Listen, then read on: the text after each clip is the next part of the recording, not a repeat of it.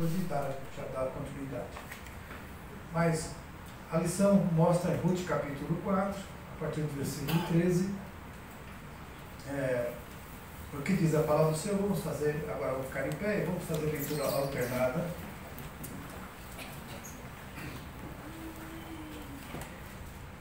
Assim tomou Boaz a Ruth, e ela lhe foi por mulher, e ele entrou a ela, e o Senhor lhe deu conceição, e ela teve um filho.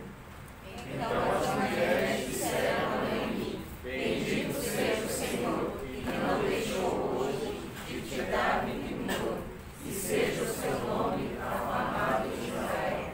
E ele te será recriador de alma, e conservará a tua velhice, pois tua nora que te ama, e ela te é melhor do que 7 filhos.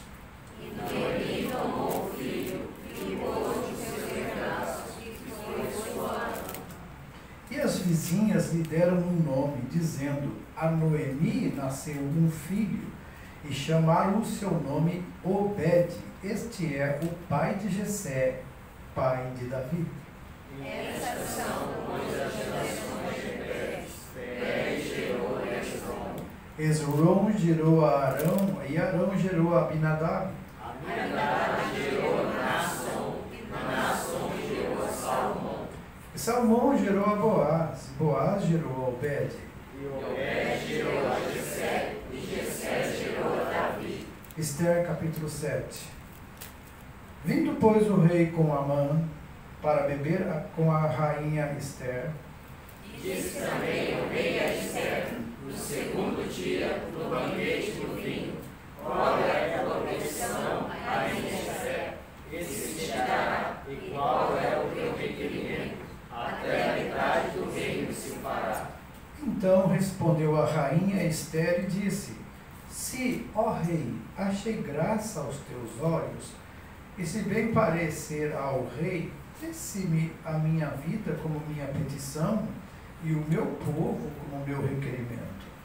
Porque estão os mendigos, eu e meu povo, para nos destruírem, matarem e lançarem a perder, se ainda por servos e por servas nos vendessem, calar-me-ia, ainda que o opressor não recompensaria a perda do rei. Então falou o rei Assuero e disse à rainha Esther: quem é esse? E onde está esse cujo coração o instigou a fazer assim? E disse Esther: o homem opressor e inimigo deste Amã. Então Amã se pegou perante o rei e a rainha. E o rei, no seu furor, se levantou do banquete do vinho para o jardim do palácio. E Amã se pôs em pé para rogar à rainha Esther pela sua vida, porque viu que já o mal lhe era determinado pelo rei. Pode sentar, amados. Pastor Altair, a palavra. As adolescentes vão ter. Então vamos chamar a adolescente aqui na frente.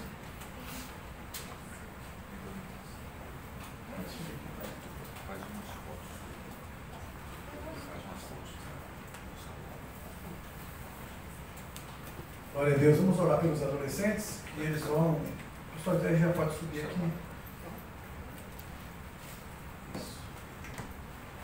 Querido Deus, agora te pedimos que o Senhor abençoe os teus servos, esses jovens, adolescentes, que irão também ter o seu tempo de estudo, Pai, na palavra que vem de encontro àquilo que eles entendem.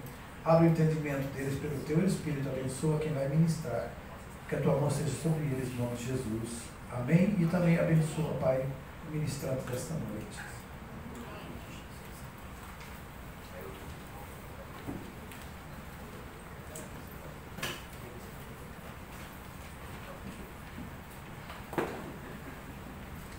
Pai do Senhor Jesus a todos. Amém.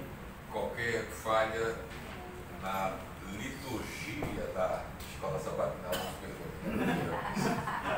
Da segunda para frente vocês me cobram mais. A nossa lição de número 1 desse novo trimestre, ela traz como texto áureo uma porção das Escrituras que se encontra no livro de Ruth, capítulo 4, verso 14, que diz, então, aqui lê normalmente o texto áureo que eu preciso perguntar, eu perguntei antes. Eu leio, a igreja repete, é isso? Não, a gente lê tudo junto. E é projetado aqui. Então, leiamos juntos.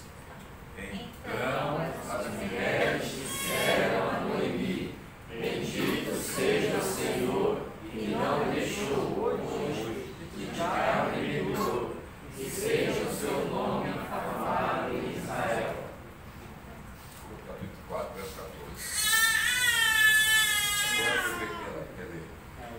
Verdade prática, como é que você lê também? Meu jeito? Todos juntos? Mas todos juntos também? Verdade prática. Conhecidas muitas mulheres foram fundamentais no plano divino de redenção da humanidade. Amém. Agora começa. Foi minha que deve ter essa. Porque ensaiando com o grupo. Vai ser como já foi anunciado uma riquíssima lição. E dois temas teológicos centrais vão norteá-la. E esses temas estão bem presentes no título do trimestre, O Deus que Governa o Mundo. Tema teológico, soberania divina, por isso a coroa. Deus reina, Deus governa sobre tudo e sobre todos, de forma soberana, absoluta. O Deus que governa o mundo e cuida da família.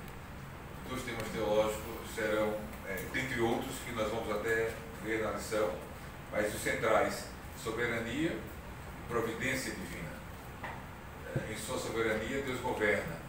Em sua providência, Deus cuida. Todo o trimestre, esses temas estarão presentes no estudo desses dois livros do Antigo Testamento.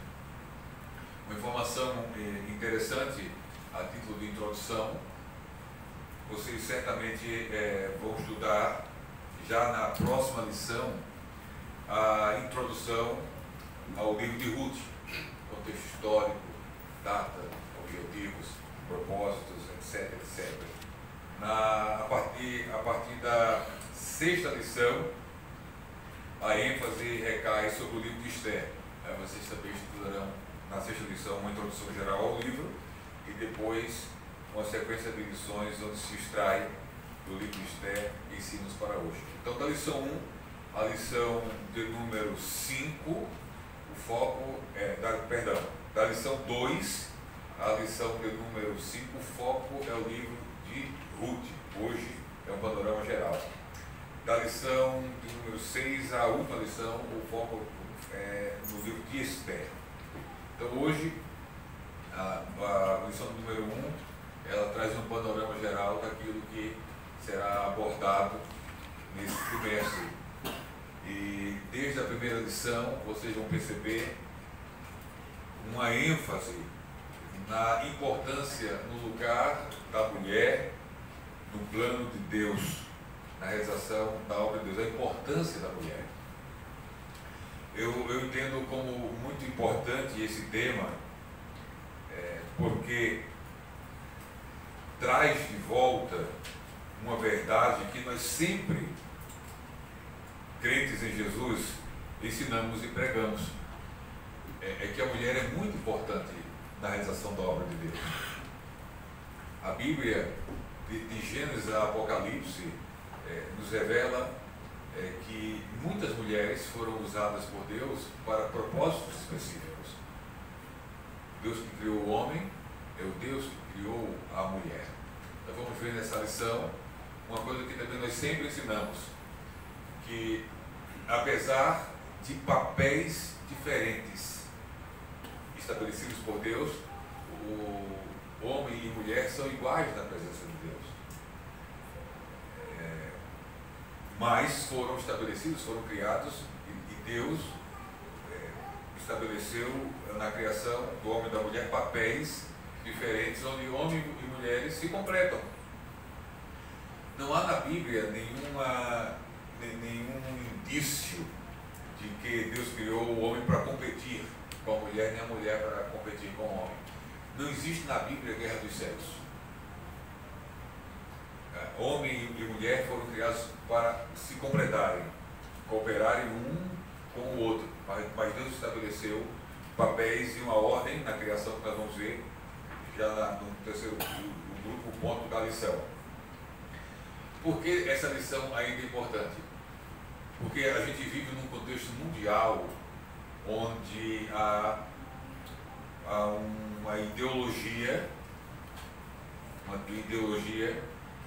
que tenta promover guerras.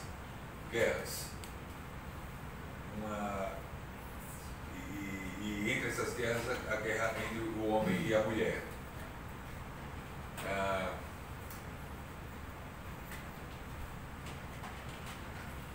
Essa ideologia, há séculos atrás, fez uma leitura do mundo e chegou à seguinte conclusão: o problema do mundo é que há uma opressão acontecendo por parte de patrões em relação a empregados. Então, o mundo será um novo mundo quando os empregados fizerem uma revolução, guerrearem contra os patrões, tomarem as fábricas, os meios de produção, e aí novo céu e nova terra. Na realidade, só nova terra, porque ele não cria no céu. Não deu certo. Essa visão de colocar empregado para guerrear contra o patrão não deu certo. Então tinham que arrumar outro tipo de guerra. Então essa ideologia hoje ela fomenta as seguintes guerras. Ela fomenta a guerra entre negro e branco, fomenta a guerra entre homem e mulher, fomenta a guerra entre homossexuais e heterossexuais, e se esqueceram, e lá embaixo ainda tem um resquício da guerra entre rico e pobre. Mas o negócio dessa ideologia é promover guerras, é promover conflito, é promover revolução. Nesse contexto dessas guerras, aí tem hoje essa coisa de fomentar a guerra entre homem e mulher. Aí essa ideologia afirma o seguinte: a Bíblia, atenção, essa ideologia afirma o seguinte: a Bíblia é um livro patriarcal e machista.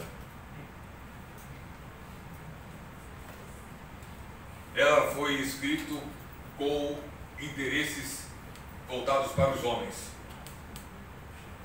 Para essa ideologia, o problema do mundo são os homens, os brancos e os ricos.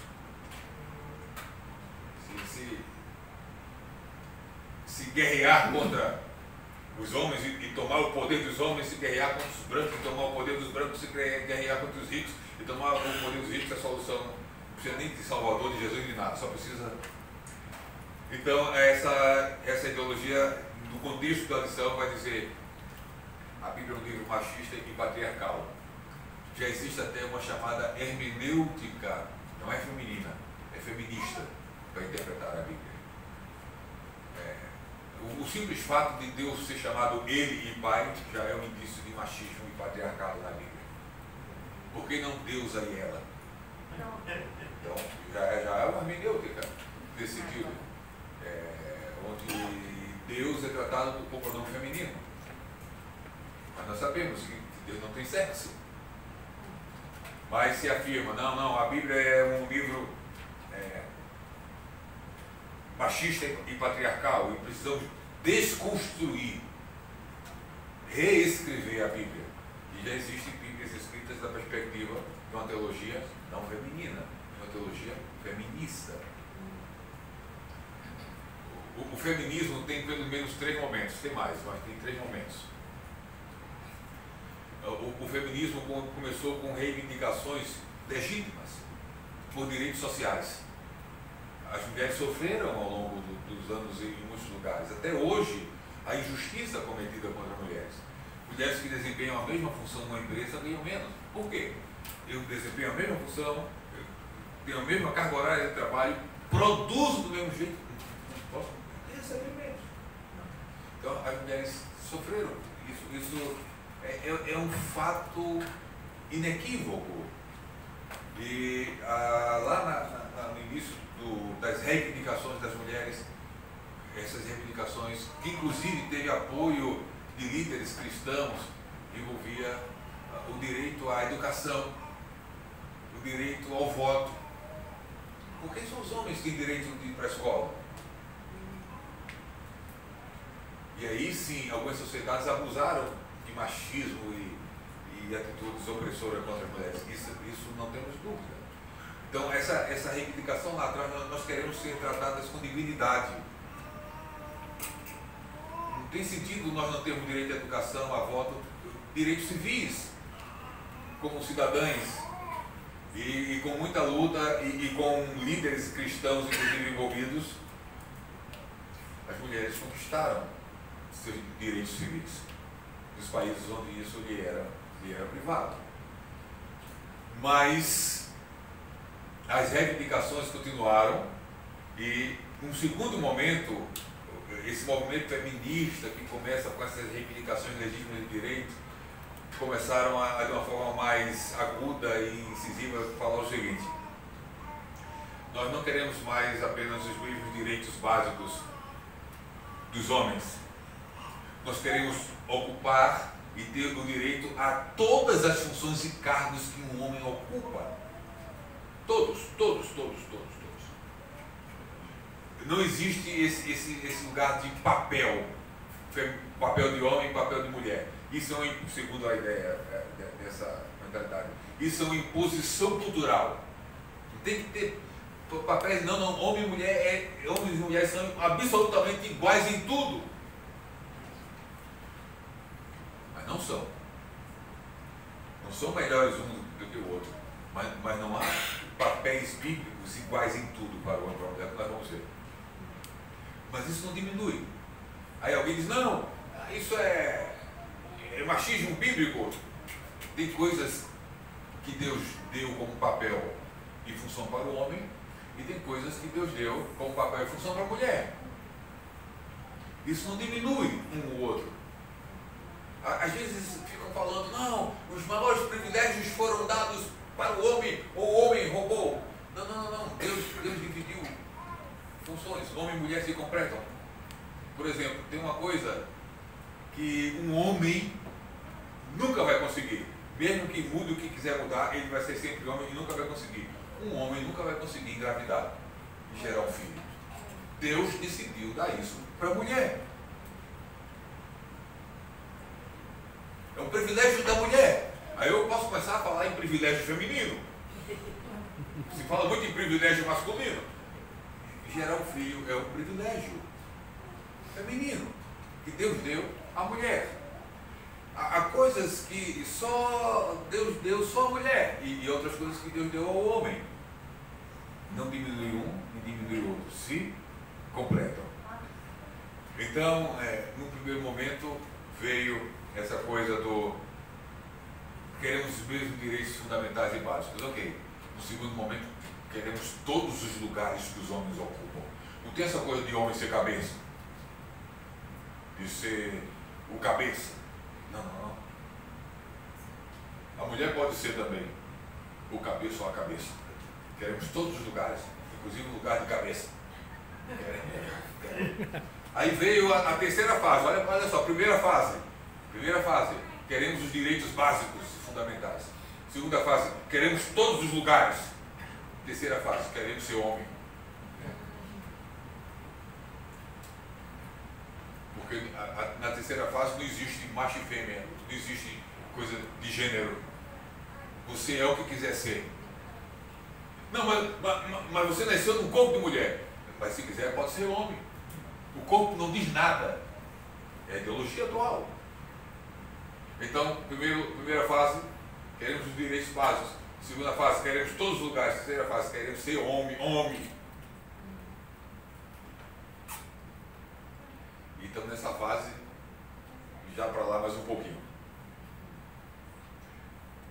Por que para lá mais um pouquinho? Porque agora o homem não apenas nessa ideologia, pode ser mulher, se quiser, e a mulher, se quiser, nessa ideologia, pode ser homem. E se você disser para uma mulher que diz que é homem, que ela não é homem, você vai ser processado. Mas agora a mulher não pode ser somente homem, ela pode ser o que quiser.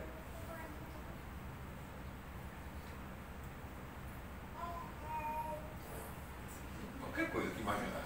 Você disser, eu sou uma árvore, e você disser, mas você não. Se disser que eu me sinto uma árvore, então se você disser que eu não sou, de processo. Então por aí, não, a coisa já chegou. Bom, vamos ficar aqui. A Bíblia, sempre, desde sempre, tratou a mulher com dignidade. Se vocês perceberem, a Bíblia, e vocês percebem, vocês são bons estudantes da palavra, a Bíblia descreve e narra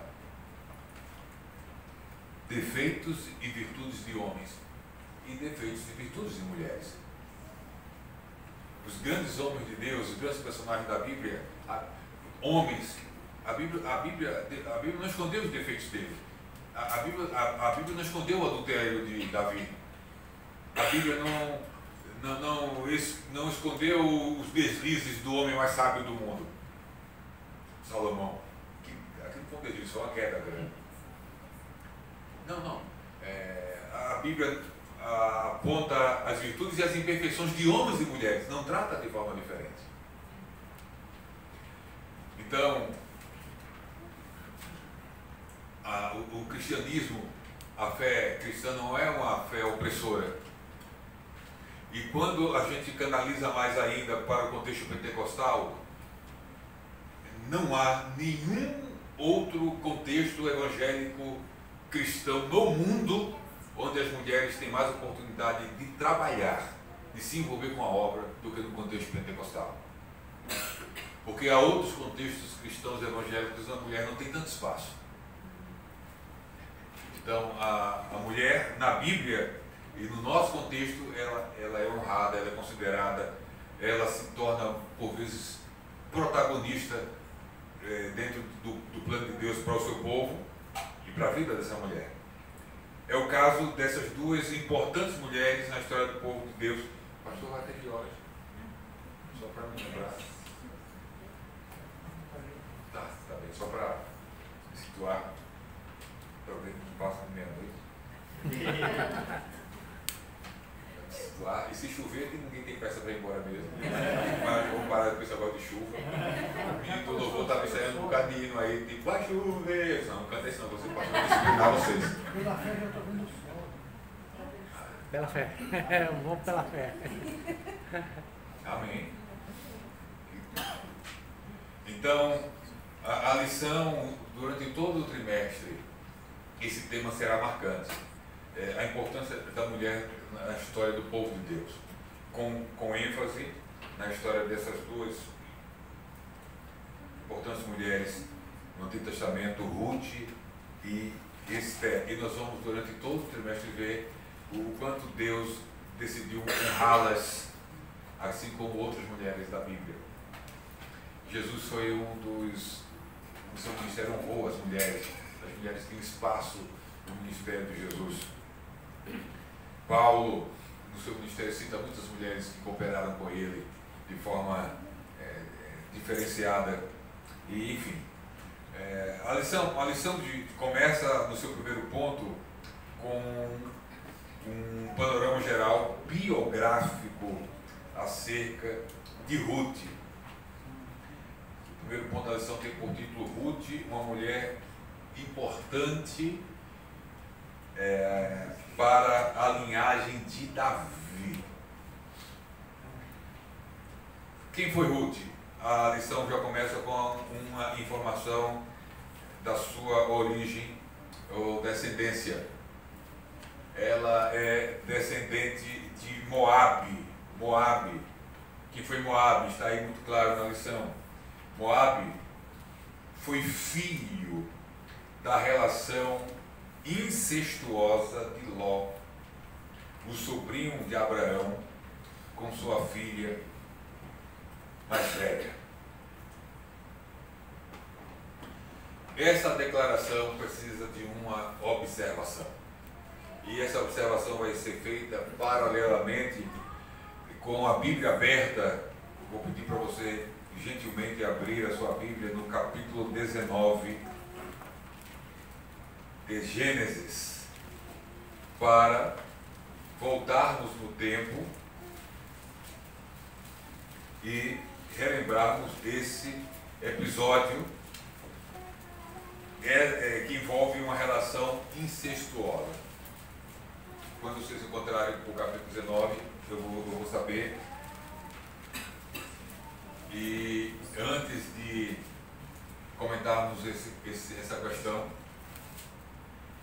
eu queria só, a título de introdução geral ainda, afirmar o seguinte: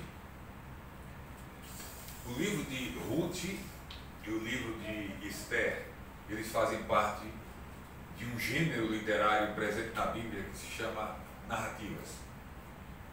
A Bíblia pode ser dividida teologicamente num modo que geralmente se estuda nas escolas de teologia. A divisão teológica, por exemplo, do Antigo Testamento: Pentateuco, livros históricos, livros poéticos, livros proféticos, livros sapienciais. Novo Testamento, Evangelhos, Atos, Epístolas, Apocalipse e outras subdivisões. Mas quando nós estudamos e dividimos a Bíblia, considerando o gênero literário dos livros, a divisão muda um pouco. Então, as narrativas é o gênero literário mais presente na Bíblia. O que são narrativas? São histórias contadas. São fatos que são verdades transmitidos em forma de contação de história. 60% do texto bíblico é composto por narrativas. Ou seja, Deus escolheu as narrativas como a principal ferramenta de comunicar a sua verdade, de relatar a história do mundo em várias histórias. A narrativa funciona como um filme ou uma novela. A narrativa tem um roteiro. Começa com uma cena, a história segue, uma situação delicada surge, um impasse, um problema, e o restante da história diz respeito a como esse problema vai ser resolvido, ou se resolve ou não.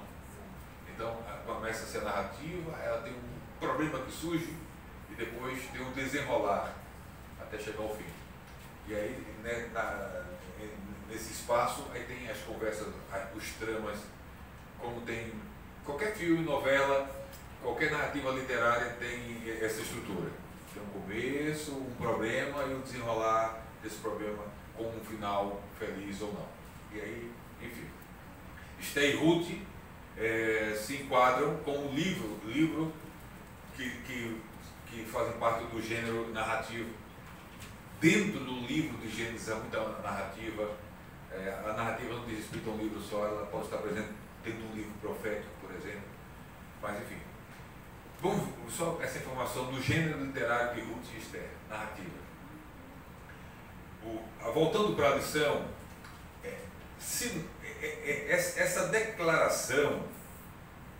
essa declaração do início do primeiro ponto, se ficássemos só nela, poderíamos ter uma ideia distorcida dos fatos, porque a leitura do texto na lição está assim: descendentes de Moabe, uma moabita. Quem eram os moabitas? Descendentes de Moabe, filho da relação incestuosa de Ló, o sobrinho de Abraão, com a sua filha mais velha. Sabe como eu colocaria? Moabe, filho da relação incestuosa da filha mais velha de Ló com ele. Eu colocava a filha mais velha em primeiro lugar. Mas Ló entrou em primeiro lugar. A ideia que passa é que ele é o agente do incesto. É que ele é quem provoca o incesto. Porque o moabita, ou Moabe, foi filho da relação incestuosa de Ló. Eu vou inverter a ordem. Não foi de Ló com sua filha mais velha. Foi da filha mais velha com Ló. Por quê? Porque ela encheu a cara do pai. Mas vamos ver a Bíblia narrando isso, que vai ficar melhor do que eu. 19:30. E subiu Ló de Zoar e habitou no monte, e as suas duas filhas com ele, porque temia habitar em Zoar. E habitou numa caverna, ele e as suas duas filhas. Então, a primogênita, ou seja, a filha mais velha, disse a menor. Elaboraram um plano. Nosso pai já está velho e não há varão na terra que entre a nós, ou seja, que se case com nós, que tenha um relacionamento, que gere filho conosco, segundo o costume de toda a terra. Olha o plano, verso 32. Vem, demos de beber vinho a nosso pai e deitemo-nos com ele, para que em vida conservemos semente do nosso pai. E fizeram isso. E deram de beber vinho a seu pai. Pai, aqui o que a gente trouxe para o senhor, vinho primeiríssima. Beba tudinho, pai. Beba, não tome mais. Ele foi enchendo a cara, ficou bêbado.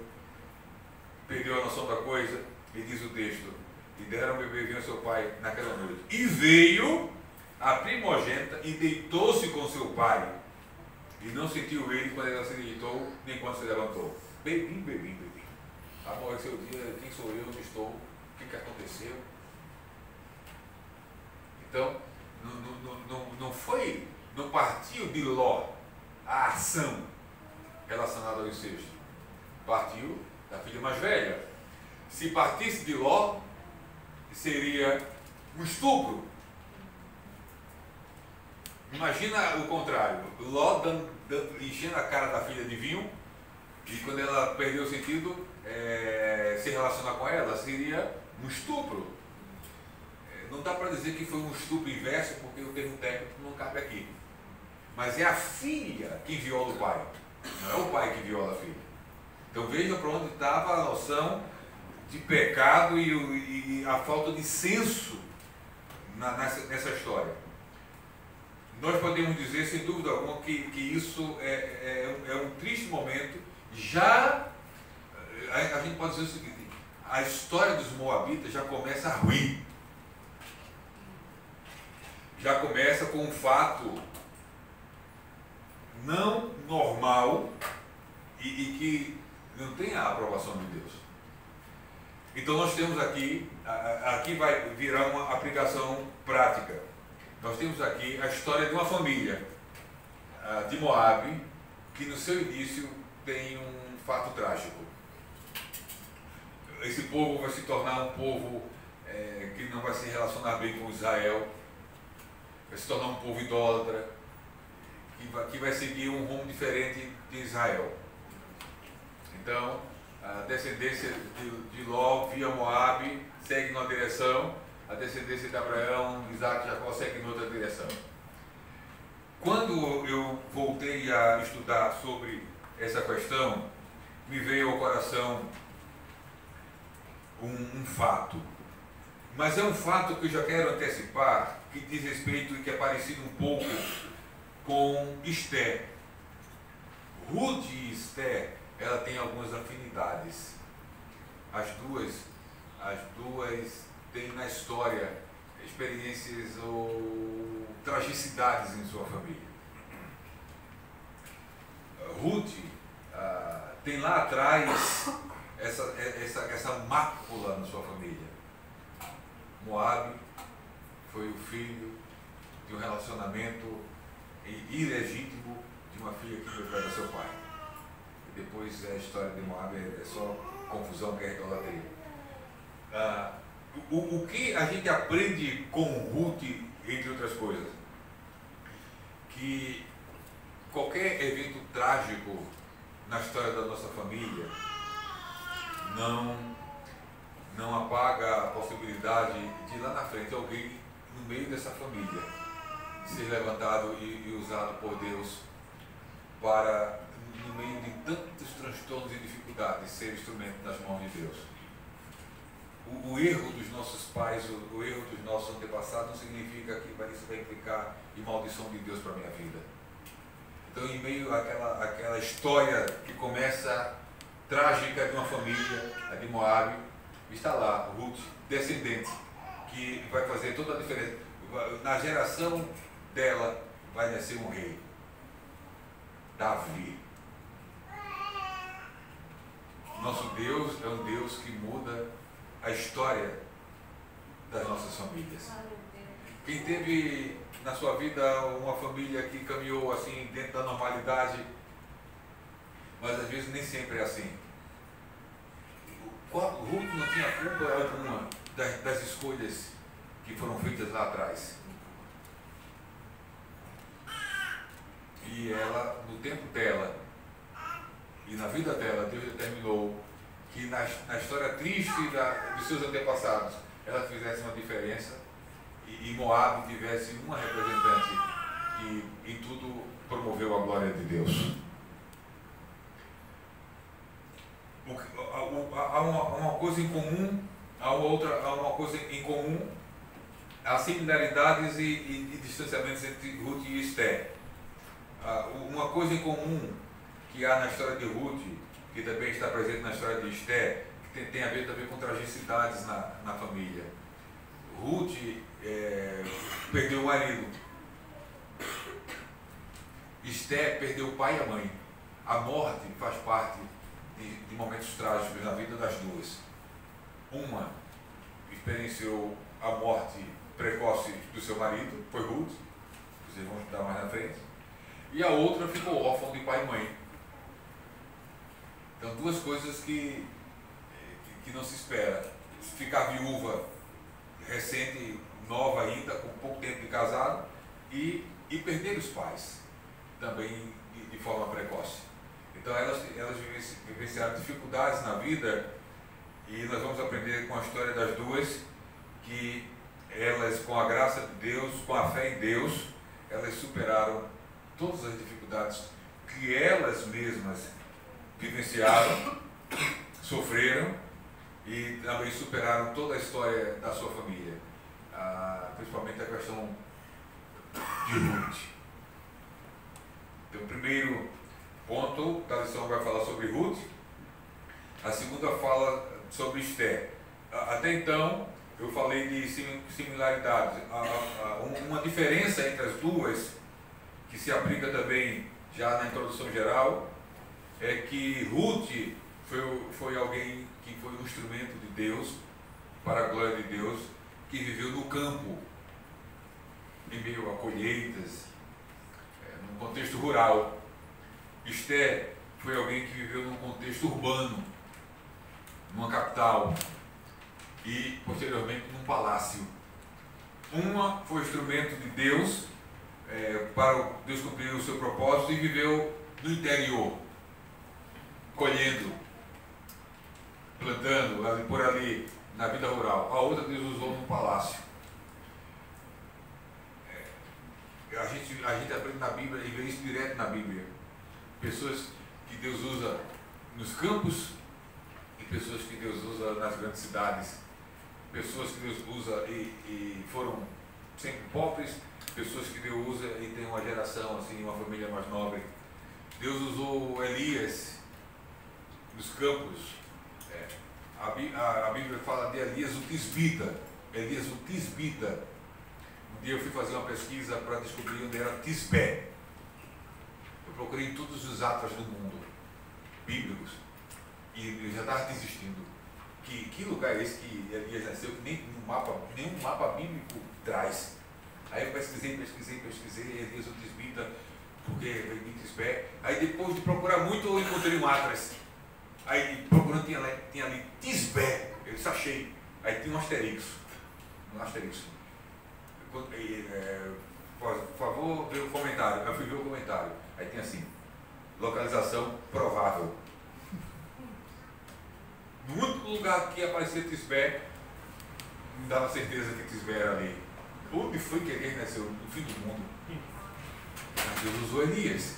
Do fim do mundo, Deus chamou Elias. Chamou Amós do moeiro. Mas o Deus que usou Elias naquele contexto ali, é o mesmo Deus que usou Daniel no palácio, que usou José no palácio. Então, não importa se no palácio ou nos campos, Deus nos usará, se permitirmos que Ele cumpra na nossa vida o seu propósito. Então, a capítulo 1 e 2 da primeira lição vai apresentar de forma sucinta uma breve biografia, uma breve história da vida dessas mulheres que Deus escolheu, que foram instrumentos de Deus com propósitos em lugares diferentes. Ambas se tornaram bênção para o povo de Deus. O terceiro ponto da lição vai falar exatamente, podemos avançar até o terceiro ponto, ali o pessoal da mesa, já pula até o terceiro, que vai trabalhar sobre o protagonismo das mulheres na história. Mulheres de Deus como protagonistas da história. O que é um protagonista? O que é uma protagonista? Vamos lá agora, vocês, o que é uma protagonista? Olha aí, a gente está falando, lembra que foi narrativa? Isso aqui é um texto, é um termo narrativo. O protagonista é o principal personagem daquele enredo, daquela história. Tem um detalhe, né? Assim, em termos globais e gerais, o principal personagem da Bíblia é o próprio Deus, da dimensão global geral. Mas entre as histórias, entre homens e mulheres que fazem parte da história de Deus, toda narrativa você vai ter um protagonista. Você vai encontrar em toda a narrativa bíblica o personagem principal. Você vai encontrar na Bíblia, uma narrativa, os protagonistas, os atores coadjuvantes, o antagonista, o vilão ou vilã. É uma história, são histórias mesmo, só que no caso da Bíblia, histórias verdadeiras. Então, essas duas mulheres foram protagonistas. E a história contada naquele livro que leva o seu nome tem elas como o centro onde orbita os fatos. Elas são as personagens principais das duas narrativas. Na história do povo de Deus houve muitas mulheres protagonistas.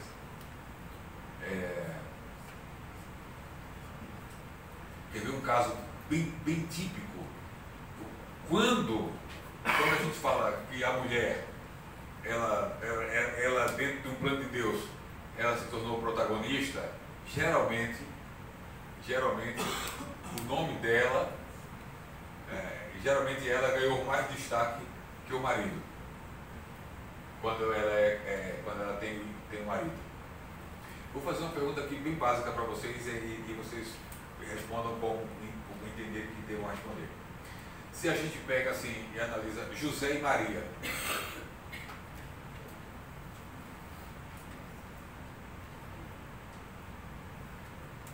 quem se tornou protagonista nesse casamento em relação a Jesus que nasceu e o resto da história? José ou Maria? Foi tão Maria que na narrativa daqui a pouco José desaparece da história. E Maria vai aparecendo até o Pentecoste. Mas José, às vezes as pessoas perguntam, e José?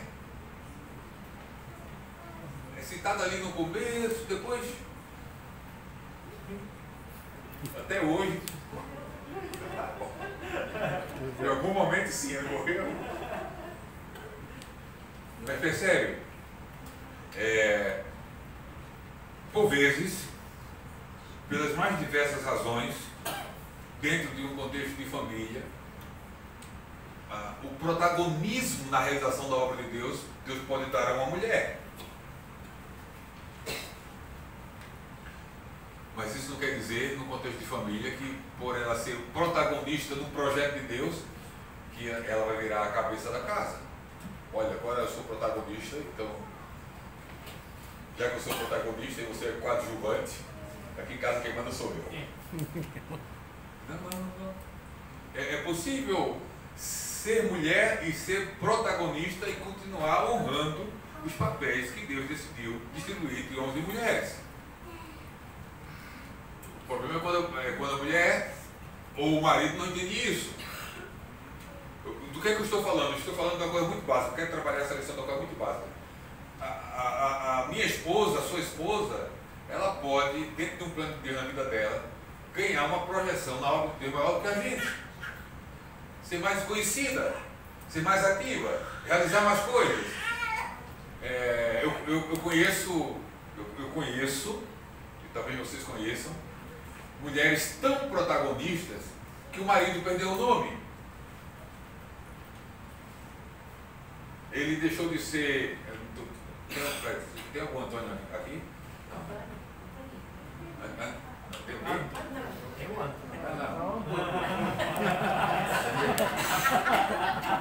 Tem um americano aqui, ó. Eu não vou procurar o outro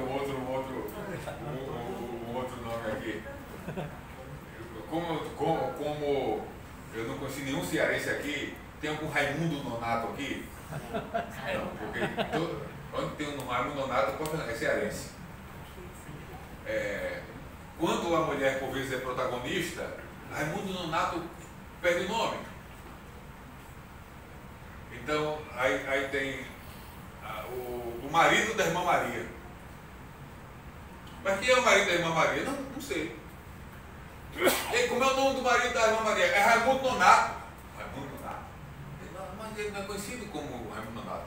Ele é o marido da irmã Maria, porque a irmã Maria dirige um trabalho na igreja, é dirigente da oração, é líder da juventude, a irmã Maria prega, a irmã Maria canta, ou fala uma coisa ou outra.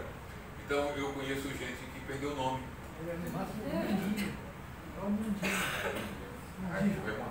Então, tem homem que perdeu o nome por causa do protagonismo da mulher.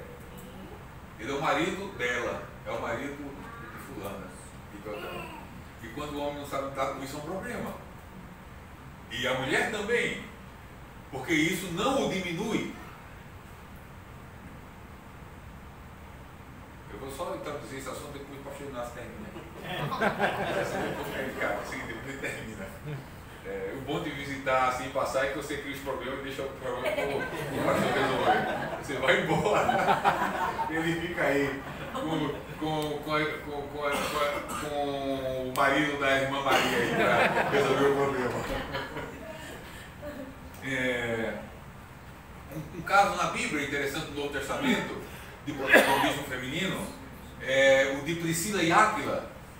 Lembram de Priscila e Áquila? Um casal que foram muito apoiadores e cooperadores do apóstolo Paulo. Na maioria dos casos, o nome de Priscila antecede o de Áquila. Áquila é o marido da Priscila. E por aí vai. Então, há muitas mulheres na história do povo de Deus que se tornaram protagonistas do tempo e do espaço em que viveram. Mas não se tornaram porque queriam aparecer. Se tornaram porque a obra que Deus decidiu e escolheu para elas realizarem, não tinha como elas não serem notadas, não tinha como elas serem percebidas. Então a questão também é essa. O protagonista homem, a protagonista mulher, não pode se envaidecer pelo fato de que o que faz para o Senhor tornou ela uma protagonista, centro das atenções. Homens e mulheres que são protagonistas e que ganham destaque na realização da obra de Deus precisam sempre transferir para Deus toda a glória. Precisam ter aquele discurso do João Batista: importa que ele cresça e que eu diminua. Quando homens e mulheres começam a se envaidecer com protagonismo, aí é outro problema. Muitos problemas. Então, o terceiro ponto da lição vai dizer o protagonismo feminino. A liderança masculina instituída por Deus não anula o propósito divino com a mulher, nem lhe retira a possibilidade de, em muitas circunstâncias, ser protagonista da história. Isso aqui já gera um problema no mundo de hoje. A liderança masculina instituída por Deus. Patriarcado.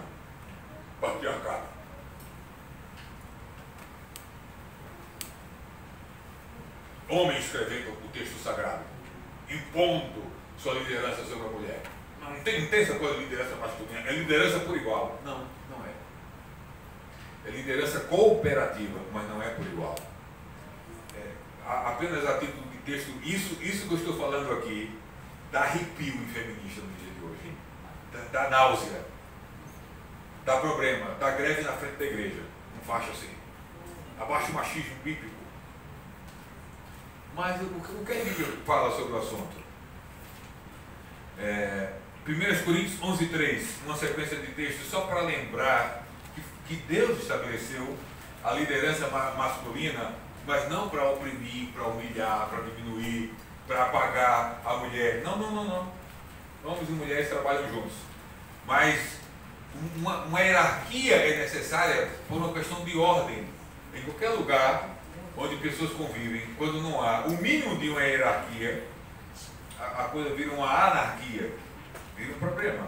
1 Coríntios capítulo 11, versículo 3, uma sequência de textos só para reafirmar essa coisa da liderança feminina, que não impede de que Deus use mulheres e que mulheres, em diversos momentos na história do seu povo, ganhem mais projeção do que os homens. 1 Coríntios 11, verso 3.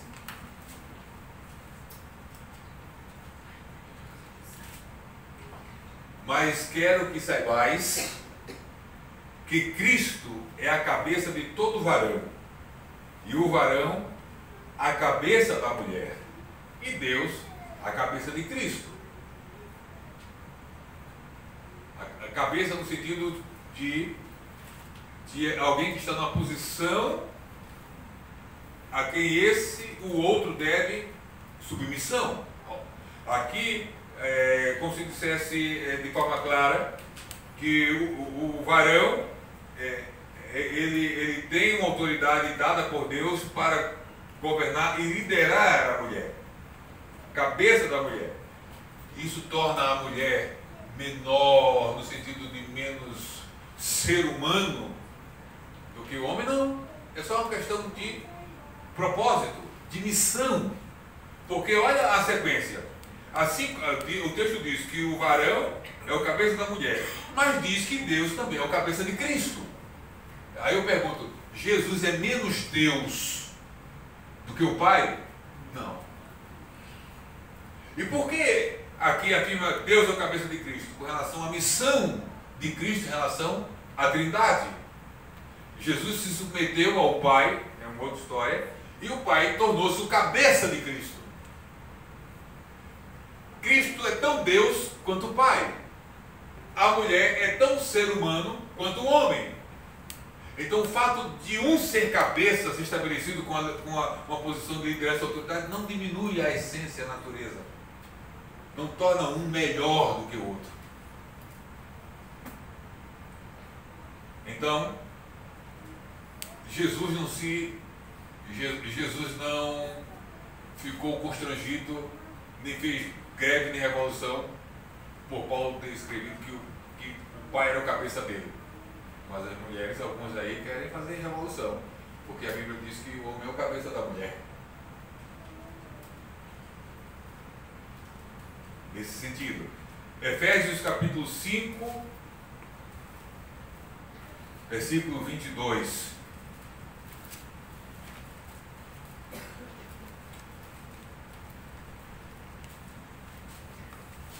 Vós, mulheres, sujeitai-vos a vosso marido como ao Senhor. 5:22.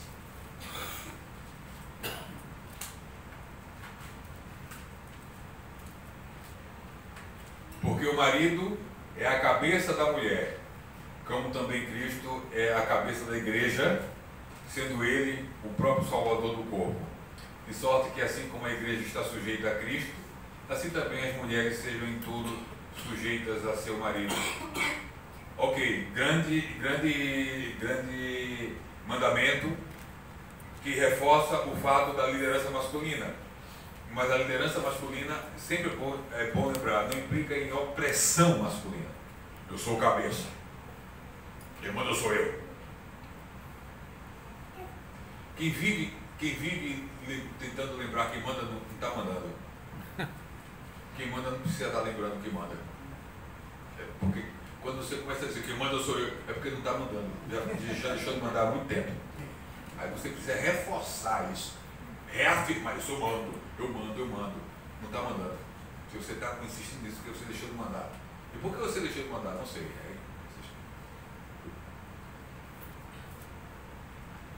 Inclusive o verbo mandar, até meio pesado. Mandar, eu mando. Não, você lidera. Quem manda é chefe. O chefe manda, líder influencia. É outra história. Então, cuidado. A liderança masculina não é sinônimo de opressão, de privilégio masculino no sentido de poder fazer o que bem. Não, enfim, isso dá os desdobramentos, mas não é enquanto casal hoje à noite aqui. Vós, maridos, amai a vossa mulher. Aí, só isso aqui. Não precisa muita coisa não, só precisa amar a mulher como Cristo amou a igreja. Não precisa muita coisa não. Tá? Você tem que me obedecer. Tá, eu te obedeço. Você tem que me amar como Jesus amou a igreja. Aí você me ama como Jesus amou a igreja e eu te obedeço como Jesus mandou te obedecer. Fica tudo certinho. Claro que uma coisa não depende da outra. Se ele não quer te amar como Jesus amou a igreja, se submeta a ele segundo a palavra de Deus, sem questões que maculem a fé.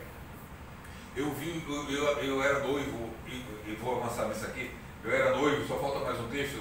Eu era noivo e fui para o encontro de uma palestra para casais e noivos. Eu quero casar e fazer tudo certinho. Eu errei no primeiro dia do casamento. Mas eu fui e escutei uma frase que eu nunca mais me esqueci. O pastor estava pregando, ele estava falando sobre maridos que não cumprem a missão de amar a esposa. Exercem mal a sua liderança.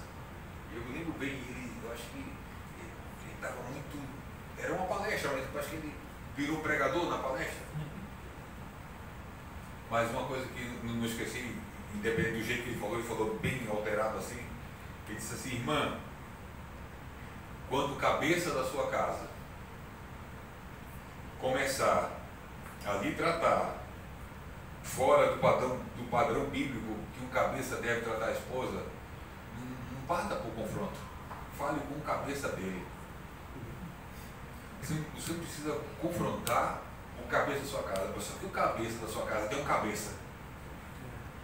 Aí você vai do cabeça da sua casa e conta uma história pro cabeça. Porque o cabeça do cabeça vai saber tratar direitinho com o cabeça da sua casa. Ficou um bizu. Entendeu? Não confronta, não. Tá abusando, vai lá no cabeça dele e conta a história. Ô Senhor, eu estou debaixo do cabeça, mas tu é o cabeça do cabeça. Então, por favor, faz o que eu não posso fazer. Aí ele faz, Jesus faz. Direitinho. Estou dando uns bisus aí forte. Jesus do céu, tem cabeça que não sei se vai ser uma cabeça preocupada aqui. O que é que trouxe a minha mulher para assistir esse negócio hoje?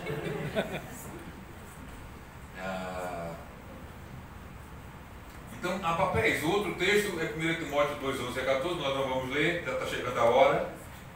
E por fim, para que os irmãos reflitam, isso é uma dos aprendizados mais importantes dessa primeira lição, além dessa primeira parte, cumprir papéis do terceiro ponto. O papel do homem e da mulher, Deus estabeleceu na palavra dele, não diminui um nem diminui o outro, enfim.